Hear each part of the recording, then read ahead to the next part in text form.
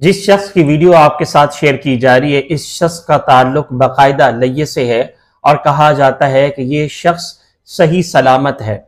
और जिस wheel chair पर यह सफ़र कर रहा है, बाकायदा जो आदमी इसको लेके आगे जा रहा है, इसको डेली बेसिस पे 2000 देता है। अब ज़रा अंदाज़ा लगाएं कि अहादीस में साइल यानी ऐसा साइल जिनके पास सब कुछ है, उसके बावजूद भी वो सवाल कर रहा है, तो हदीस में सख्त सजा के हवाले से बताया गया है। अब ये जो शख्स है, इसकी जो टांगे हैं वो बिल्कुल सही है, बल्कि इसने आगे पीछे दाएं बाएं एक पर्दा लगाया हुआ है और उस पर्दे के जरिए से इसने अपनी टांगों को छुपाया हुआ है।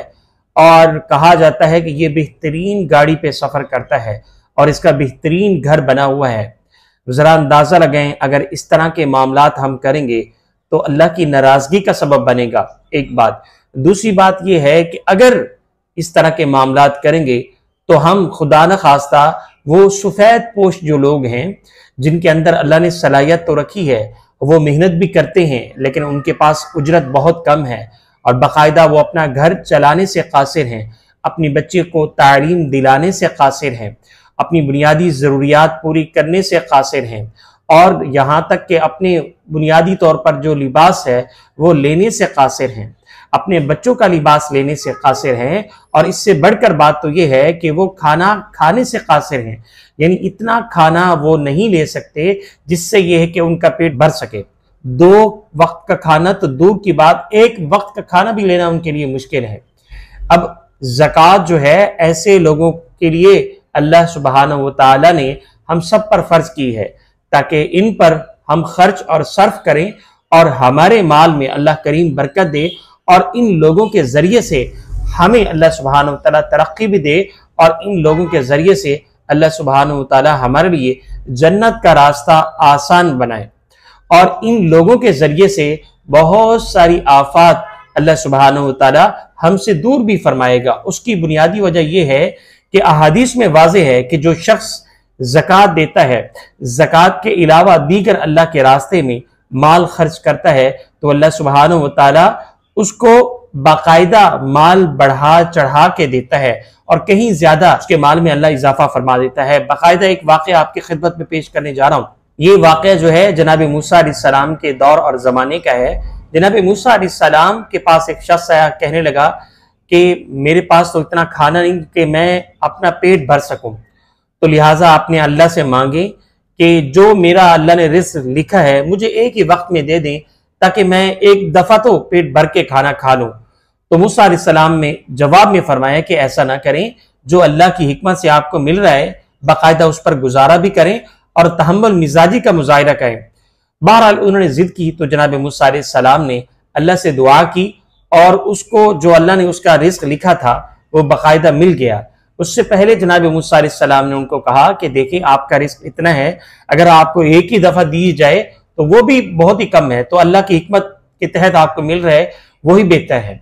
बहरहाल वो शख्स ने जिद की, जनाब मूसा अलैहिस्सलाम ने अल्लाह से मांगा, अल्लाह ने रिज़्क़ दे दिया। तो उस भाई ने क्या किया कि उस माल को अल्लाह के रास्ते में खर्च कर दिया। उन्हें यकीन था कि अल्लाह का वादा सच्चा है और पक्का है, अल्लाह करीम अपने वादे के खिलाफ वर्जी नहीं करता। एक रोटी या चंद रोटियां उनको मिली तो थोड़ा सा हिस्सा उन्होंने खाया, बाकी खाना अल्लाह के रास्ते में दे दिया, तो अल्लाह ने उनको बढ़ा चढ़ा के दिया।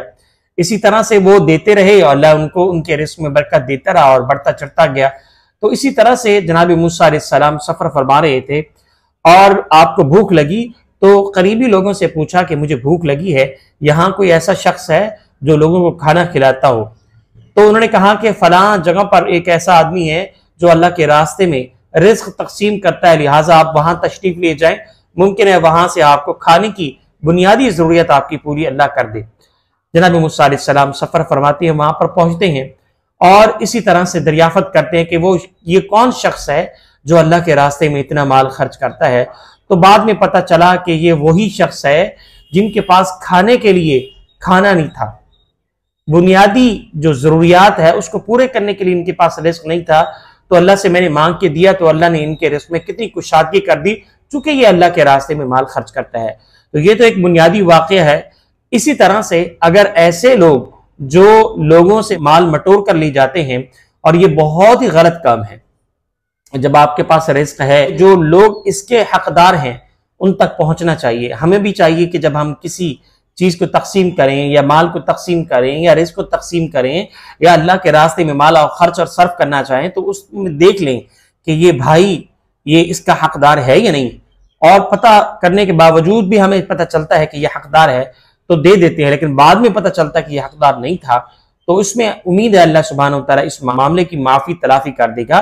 तो कहने का मकसद यह है कि ऐसे जो साइल हैं, जो मांगने वाले हैं, जिसको अगर सख्त अल्फाज में बेकारी कह सकते हैं हम, अगर इस तरह ये करेंगे तो दूसरों का हक खाएंगे, यानी दूसरों की हक तलफी होगी। लिहाजा अल्लाह सुब्हानहू व तआला हम सब की हिफाजत फरमाए और ऐसे फराडियों से हमारी हिफाजत फरमाए। आमीन।